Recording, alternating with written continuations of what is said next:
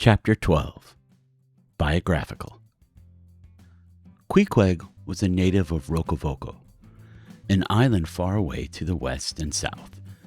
It is not down in any map. True places never are.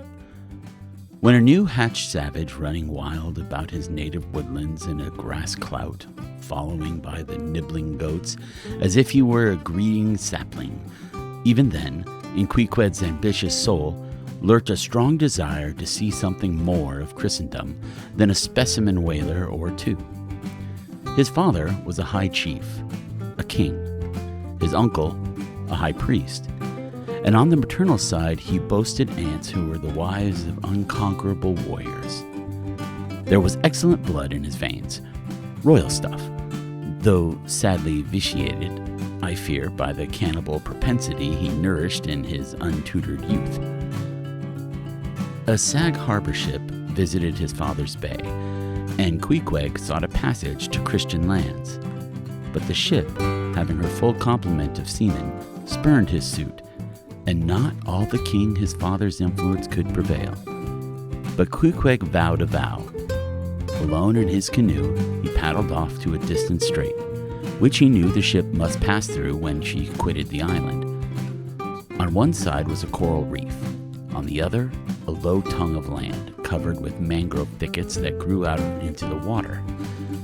Hiding his canoe, still afloat among these thickets, with its prow seaward, he sat down in the stern, paddle low in hand, and when the ship was gliding by, like a flash he darted out, gained her side, with one backward dash of his foot capsized and sank his canoe, climbed up the chains, and throwing himself at full length upon the deck, grappled a ringbolt there, and swore not to let it go, though hacked in pieces.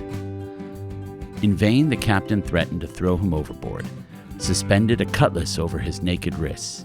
Queequeg was the son of a king, and Queequeg budged not. Struck by his desperate dauntlessness and his wild desire to visit Christendom, the captain at last relented, and told him he might make himself at home. But this fine young savage, this sea prince of Wales, never saw the captain's cabin. They put him down among the sailors and made a whaleman of him. But like Tsar Peter content to toil in the shipyards of foreign cities, Queequeg disdained no seeming ignominy, if thereby he might happily gain the power of enlightening his untutored countrymen. For at bottom, so he told me, he was actuated by a profound desire to learn among the Christians the arts whereby to make his people still happier than they were, and more than that, still better than they were. But, alas, the practices of whalemen soon convinced him that even Christians could be both miserable and wicked, infinitely more so than all his father's heathens.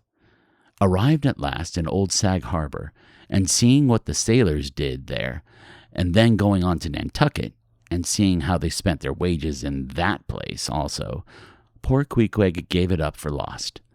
Thought he, it's a wicked world in all meridians. I'll die a pagan.